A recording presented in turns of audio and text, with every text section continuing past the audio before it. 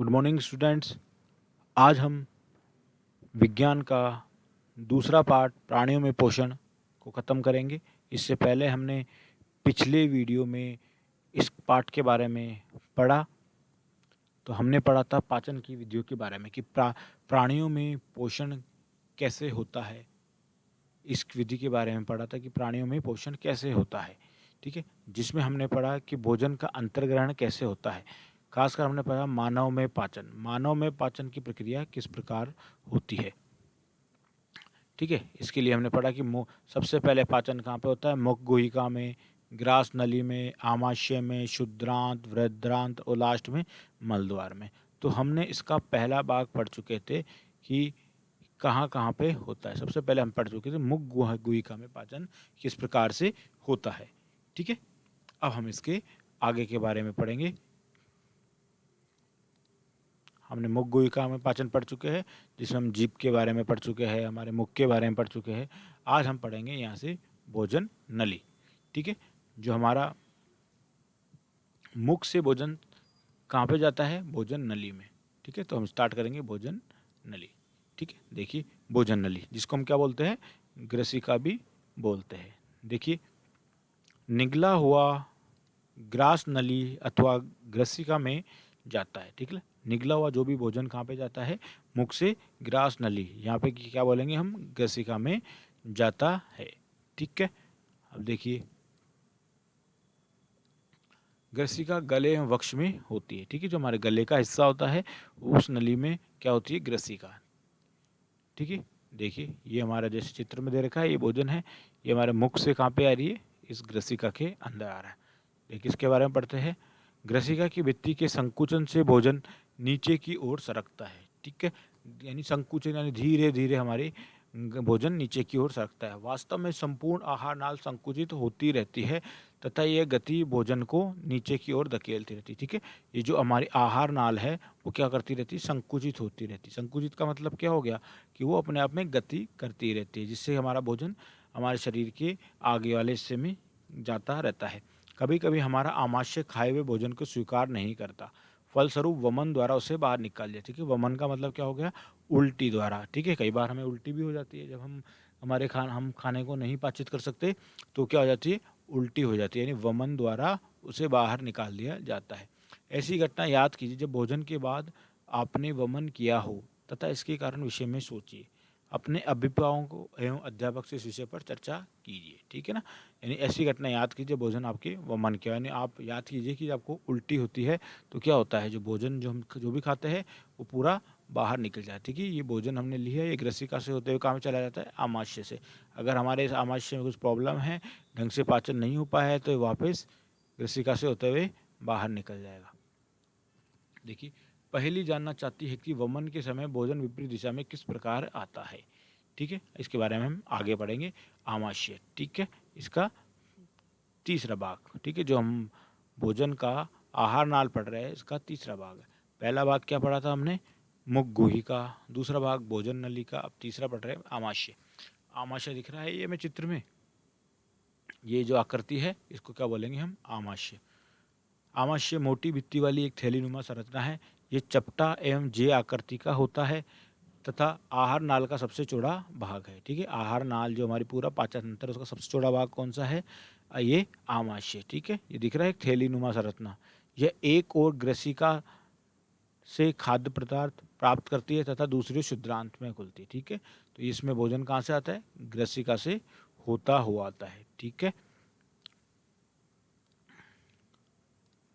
देखिए अभी उल्टी का जवाब, जो उल्टी होती है वमन होता है उसका जवाब इस पैराग्राफ में।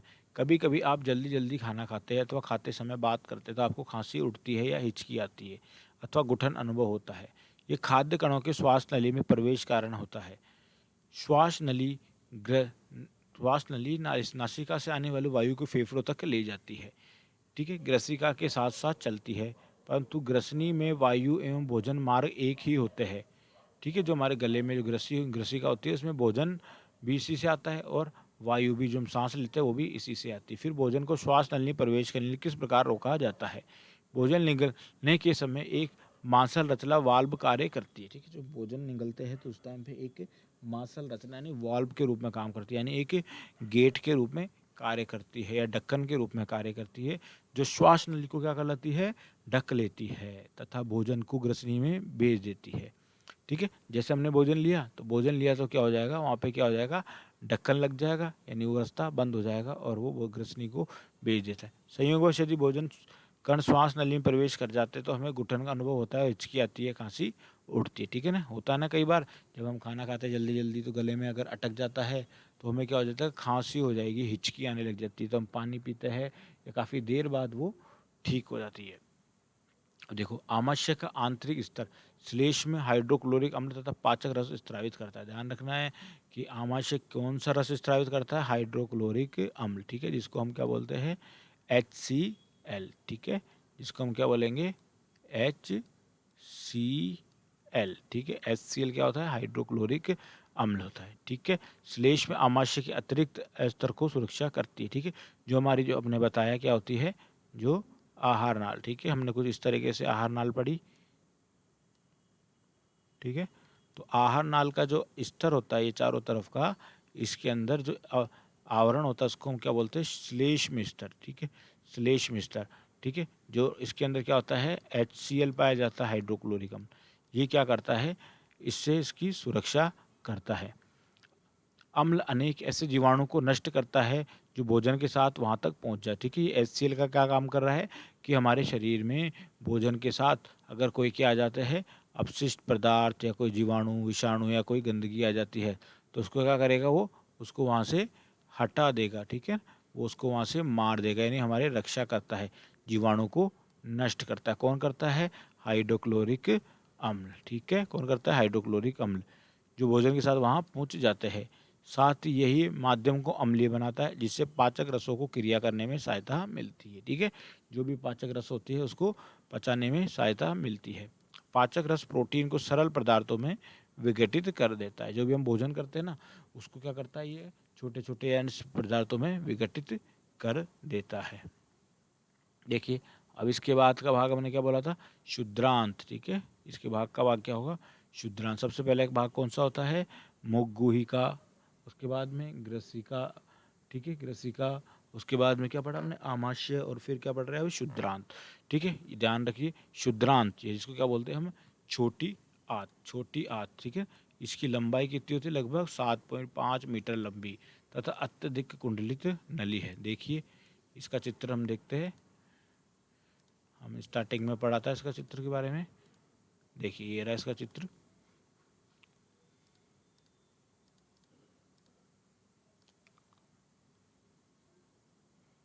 ठीक है, ये देखिए, ये क्या है हमारे पास, शुद्रांत। ये देख रही है, ये कुंडलित संरचना, ये गोल गोल घूमी घूमी, इसको क्या बोलेंगे, शुद्रांत। ये क्या करती है, कितनी होती है इसकी, 7.5 मीटर। ठीक है, तो ध्यान रखना, ये क्या है हमारे पास में, इसी के बारे में पढ़ रहे हैं। ये क्या है हमारे पास में, शुद्रांत। ठीक है, जैसे हमारे पास आमाशय आया, आमाशय देखिए किस में मुड़ रहा है, कुंडलित संरचना, शुद्रांत। ठीक है ना, जिसको हमने क्या बोल दिया, छोटी आंत। ये हम पाचन तंत्र का सबसे लंबा भाग होता है, ध्यान देना। ठीक है, हम वापस चलते हैं अपने पेज पे। देखिए, ये पढ़ा हमने, शुद्रांत लगभग 7.5 मीटर लंबी अत्यधिक कुंडलित नली है। ये यकृत और अग्नाशय से स्त्राव प्राप्त करती है। ठीक है, यानी अग्नाशय से क्या करती है, स्त्राव प्राप्त करती है। इसके अतिरिक्त इसकी भित्ति से भी कुछ रस स्त्रावित होते हैं। ठीक है, इसमें भी क्या होता है, कुछ रक्त स्त्रावित होते हैं। देखिए, यकृत गहरे लाल भूरे रंग की ग्रंथि है जो उदर के ऊपरी भाग के दाहिनी ओर अवस्थित होती है। ये शरीर की सबसे बड़ी ग्रंथि, ध्यान देना, शरीर की सबसे बड़ी ग्रंथि कौन सी हो गई है, शरीर की सबसे बड़ी ग्रंथि कौन सी, यकृत। ध्यान रखना, यकृत शरीर की सबसे बड़ी ग्रंथि होती है। ये किसका स्त्रावित करती है, पित्त रस का। ठीक है, जो एक थैली में संग्रहित होता है, इसे पित्ताशय कहते हैं। जहाँ पे ये रक्त स्त्राव होगा उसको क्या बोलेंगे, पित्ताशय। देखिए, इसका डायग्राम देखते हैं वापस हम, चित्र इसका, ये हमारे पास इसका चित्र है। ठीक है, दिख रहा है, ये यहाँ से हमने बोला कि अमाशय अग्नाशय से जो रस आता है वो किसमें आता है, इसके अंदर। ठीक है, ये देखिए, ये पित्ताशय, ये दिख रहा है हमें, पित्ताशय, ये वाला भाग, ये रहा पित्ताशय। ठीक है, इसमें पित्तरस इकट्ठा होता है। और ये यहाँ पे क्या है, ये यकृत। देखिए यकृत हमारे शरीर की सबसे बड़ी ग्रंथि कौन सी हो गई, यकृत। ठीक है, तो ये चीज़ ध्यान रखनी यकृत और पित्ताशय के बारे में।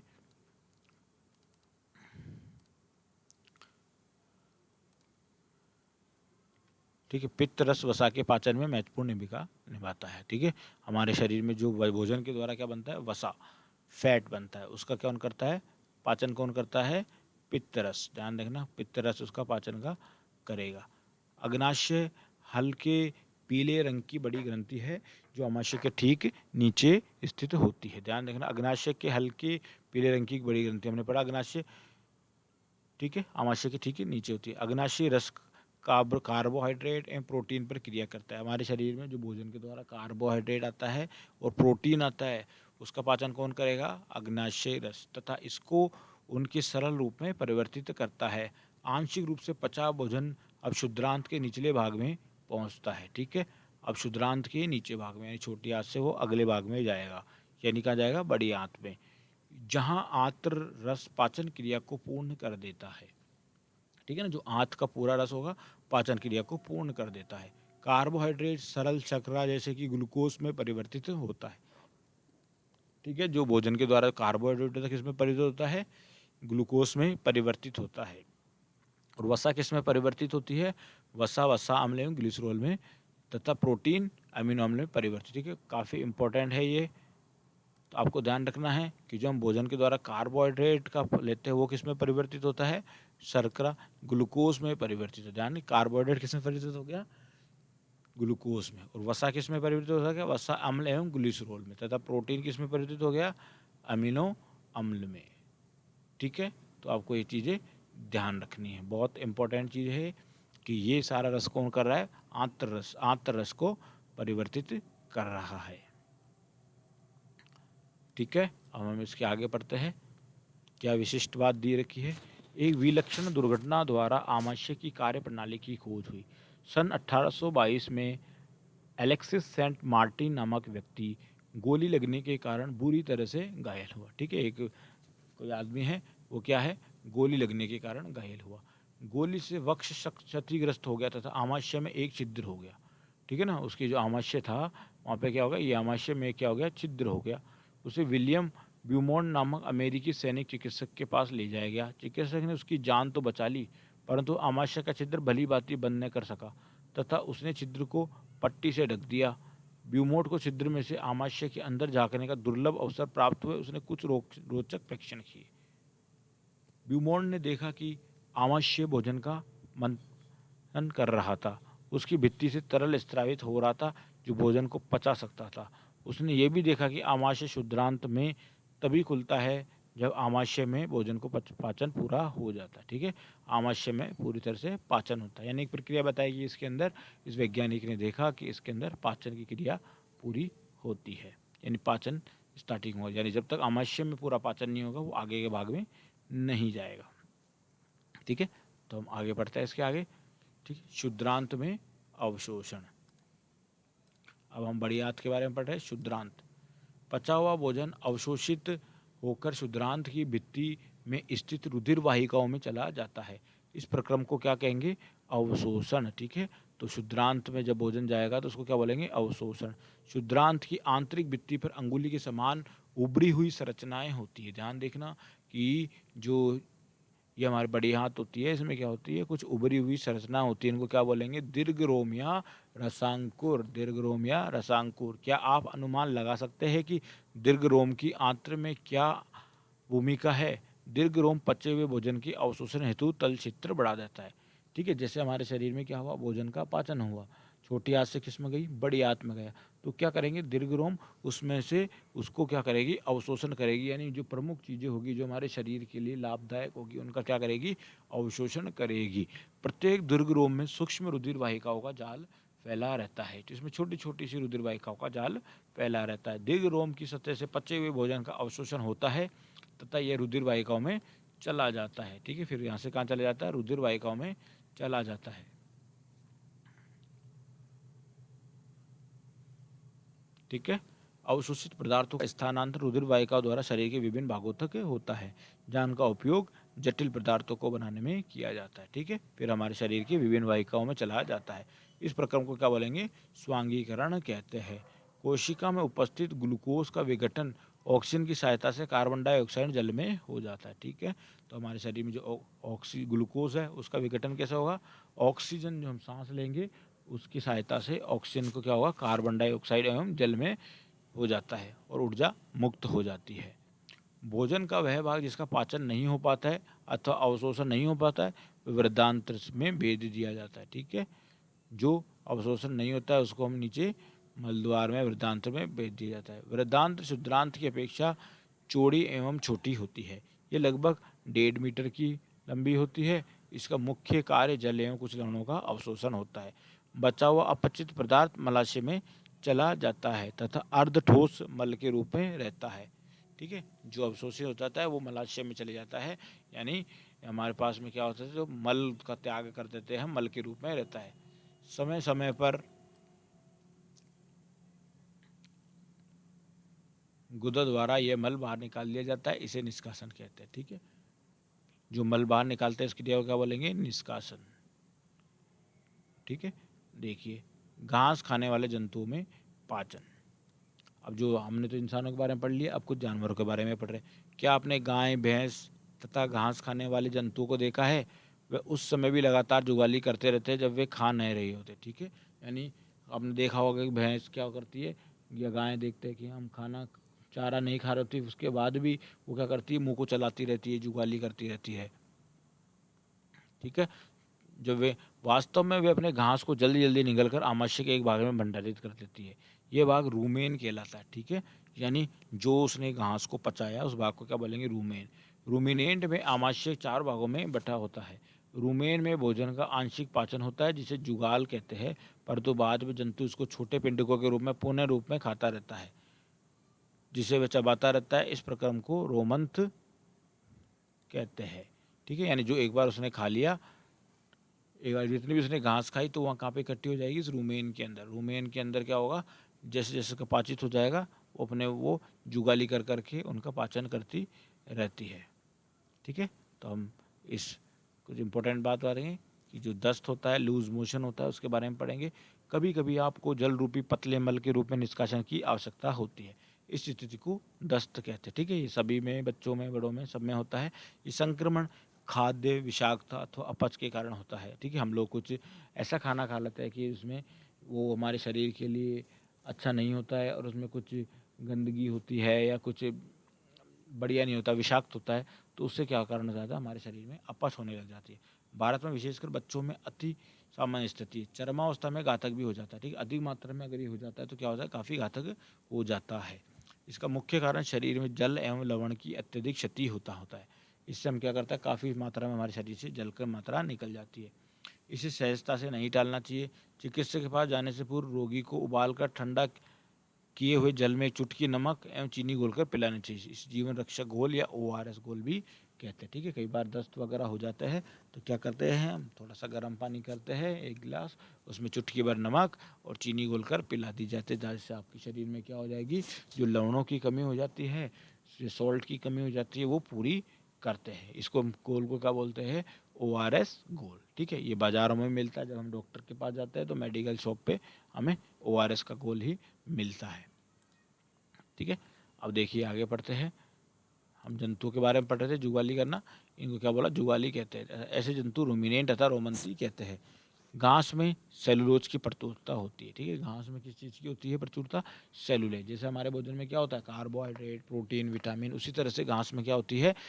सेलुलोज पाया जाता है, जो एक प्रकार का कार्बोहाइड्रेट है।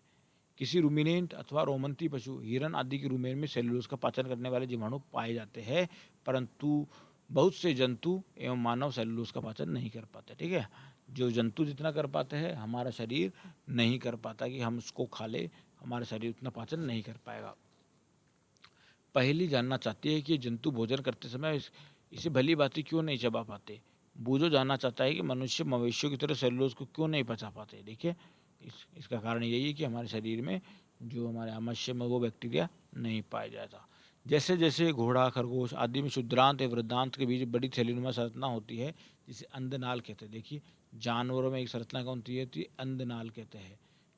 भोजन की सेलुलोज का पाचन यहाँ पर कुछ जीवाणु द्वारा किया जाता है। मनुष्य के आहार नाल में ये अंडनाल अनुपस्थित होती है। समझ में आ गया? इसलिए हम लोग इसका पाचन नहीं कर पाते हैं।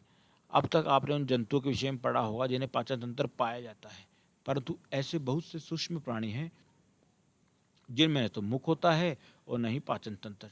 फिर भी किस प्रकार का भोजन का अंतर्ग्रहण करते हैं तथा उनका पाचन कैसे करते हैं, खंड 2.4 में आप भोजन ग्रहण करने की अन्य रोचक विधि का अध्ययन करेंगे। ठीक है, अब यानी हम ऐसे जंतु के बारे में, ना तो उनमें मुख होता है, न उनमें पूरा पाचन तंत्र होता है, फिर भी वो पाचन की क्रिया करते हैं।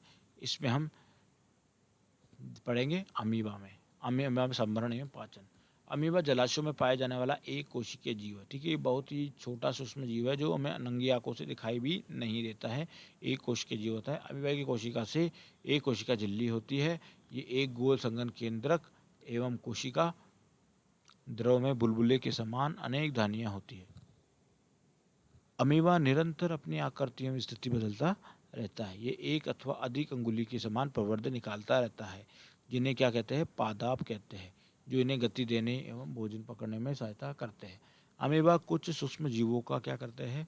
आहार करता है, जिसे भोजन का आवास होता है, और ये खाद्य कण के चारों ओर लावा पादाप विकसित होकर उसे निगल देता है। खाद्य पदार्थ उसकी खाद्यदानी में फंस जाते हैं। जैसे हमने तारा मछली के बारे में चित्र देखा था, कुछ उसी तरीके से काम करता है कि ये अपने शरीर को इस तरीके से फैला देता है कि जहाँ पे भोजन आ गया, जैसे आपके पास ये भोजन का कण आ गया, ठीक है ना, कोई भी भोजन का कण आया, देखिए भोजन का कण आ गया तो क्या करेगा? ये अपने आकृति को ऐसा बना लेगा और यहाँ से अपने शरीर के अंदर ये उसका पाचन कर लेगा। उसके बाद में जो अपशिष्ट पदार्थ होता है उसको वो बाहर निकाल देता है। खाद्य धानी में भी पाचक रस स्रावित होते हैं। ये खाद्य पदार्थ पर क्रिया करके उन्हें सरल पदार्थों में बदल देते हैं। पचा हुआ खाद्य धीरे धीरे अवशोषित हो जाता है। अवशोषित पदार्थ अमीबा की वृद्धि, रखरखाव और गुणन के लिए उपयोग किए जाते हैं। बिना पचा अपशिष्ट खाद्यदानी द्वारा बाहर निकाल दिया जाता है। ठीक है, ये प्रक्रम हो गया। जो नहीं पचता उसको खाद्यदानी के द्वारा बाहर निकाल दिया जाता है। भोजन के पाचन का आधारभूत प्रक्रम सभी प्राणियों में समान है, जिसमें खाद्य पदार्थ सरल पदार्थों में परिवर्तित किए जाते हैं, ऊर्जा मुक्त होती है। अगले अध्याय में आप आंत्र द्वारा अवशोषित खाद्य पदार्थों के शरीर अन्य भागों का स्थानांतरण के विषय में पढ़ेंगे। ठीक है, तो ये चैप्टर हमारा यहाँ पे खत्म हो गया है। अब हम क्या करेंगे? इसके प्रश्न उत्तर करके देखने हैं आपको। ठीक है, ये देख लीजिए, ये प्रश्न उत्तर है। ठीक है, इनका लिंक आपको भेज दिया जाएगा, तो ये प्रश्न उत्तर करके देखने हैं। ठीक है, इस वीडियो को बार बार देखो ताकि ये पार्ट अपने को पास अच्छी तरह से समझ में आ जाए, ताकि हम इसके प्रश्न उत्तर कर पाए। ठीक है, तो हमारे यहाँ पास आज ही कक्षा 7 का दूसरा पाठ हो गया विज्ञान का। अब हम क्या करेंगे?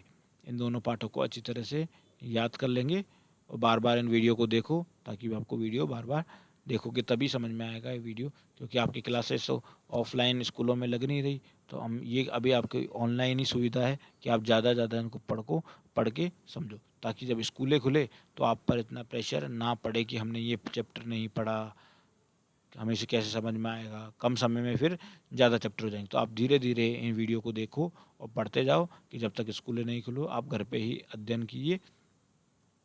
ठीक है, तो आज के लिए हम इतना ही पढ़ेंगे। Okay, thank you.